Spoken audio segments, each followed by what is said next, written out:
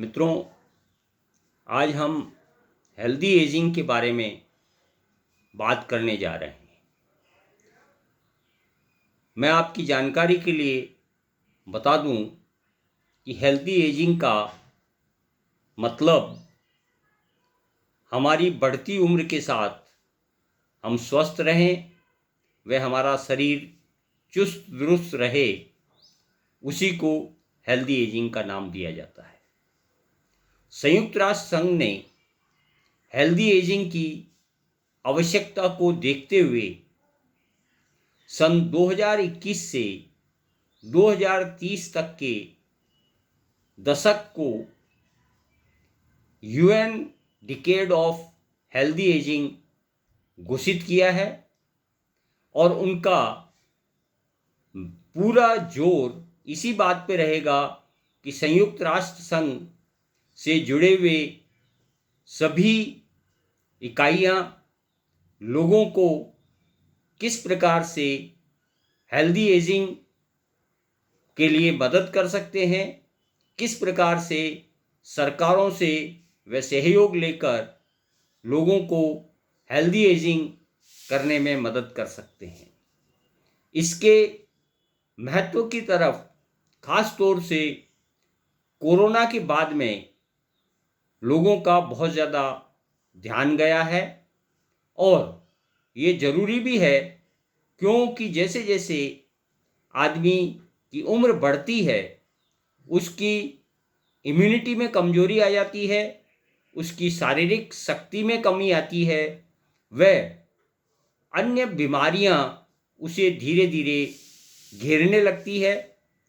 तो यदि हम स्वस्थ रहते हुए लोगों को इस प्रकार से जीवन शैली के बारे में जागृत कर सकें जिससे वे उसका पालन करते हुए अपने आप को स्वस्थ रख सकें, चुस्त एवं दुरुस्त रख सकें। इसी संदर्भ में मैं आपसे 5 बातों की बात करूंगा, 5 चीज़ों की बात करूंगा जिनको हमें अपनी जीवन शैली में खास तौर से ध्यान देना है। सबसे पहली बात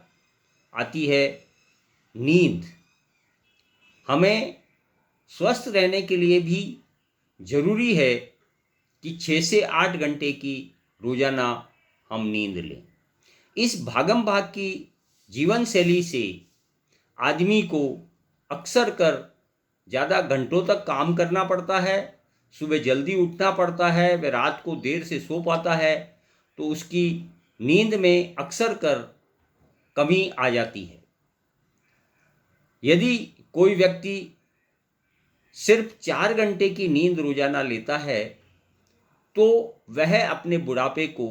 10 साल पहले बुला रहा है। इसके साथ ही American Academy of Sleep Medicine के अनुसार यदि कोई व्यक्ति एक दिन भी सही तरीके से रात में नींद नहीं ले पाता है तो दूसरे दिन उसकी अलर्टनेस में 20% की कमी आ जाती है। यदि हम चाहते हैं कि हमारा बुढ़ापा समय से पहले नहीं आए, हम स्वस्थ रहें, चुस्त दुरुस्त रहें, तो सबसे अधिक हमें अपनी नींद पर ध्यान देने की ज़रूरत है और साथ ही हमारा सोने का समय नियमित हो और जागने का समय नियमित हो ताकि हम सही प्रकार से नींद ले सकें। इसके साथ ही आजकल जो मोबाइल का चलन बढ़ गया है उसके कारण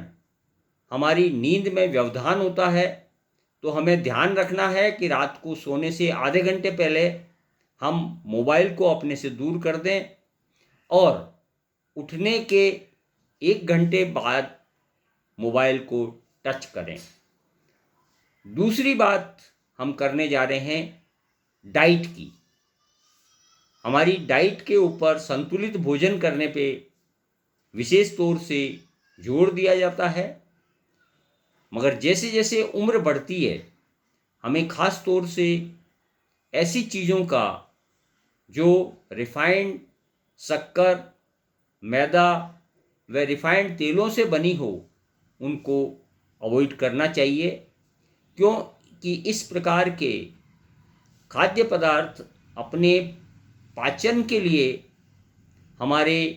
शरीर में से विटामिन एवं मिनरल्स को ले लेते हैं, जिससे हमारे शरीर में विटामिन्स एवं खनिज की कमी हो सकती है, जिससे बुढ़ापा हमारा जल्दी आ सकता है। तो हमें इस चीज़ का खास तौर से ध्यान रखना है कि हम संतुलित आहार लें और लगभग हमारे आहार में अगर बढ़ती हुई उम्र के साथ 3/4 फल व सब्जियां हो और 1/4 में अनाज व अन्य चीज़ें हो, तो हम अपने आप को लंबे समय तक स्वस्थ रख सकते हैं। तीसरी बात आती है हमारे वजन की। जैसे जैसे हमारी उम्र बढ़ती है, हमारे शरीर में मेटाबॉलिज्म की कमी आती है, हमारे मस्तिष्क का सिकुड़ना चालू हो जाता है, हड्डियों का घनत्व कम होने लगता है और हमारी हड्डियां पतली व कमज़ोर होने लगती है। साथ ही हमारी रक्त प्रवाह की जो धमनियां हैं, उन धमनियों में कड़क हो जाती हैं वो, जिसकी वजह से रक्त प्रवाह में कमी आती है और उसके कारण हमें हृदय संबंधी बीमारियों का खतरा बढ़ जाता है। इसलिए ज़रूरी है कि हम अपने वज़न को नियमित रखें, ताकि जब हम अपने वज़न को नियमित रखेंगे तो हमारा शरीर स्वस्थ व चुस्त दुरुस्त रहेगा। चौथी चीज़ जो आदमी के बुढ़ावे को जल्दी बुलाती है वह है तनाव। हमारे तनाव के कारण हमारे डीएनए में व सेल्स के अंदर चेंजेज आ जाते हैं तथा हमारे सेल्स की फंक्शनिंग प्रॉपरली नहीं हो पाती है, जिसकी वजह से हमें बुढ़ापा जल्दी आ जाता है। हमारे एजिंग को ध्यान में रखते हुए हमें खास तौर से तनाव को अवॉइड करना चाहिए और तनाव को अवॉइड करने के लिए हमें योगा एवं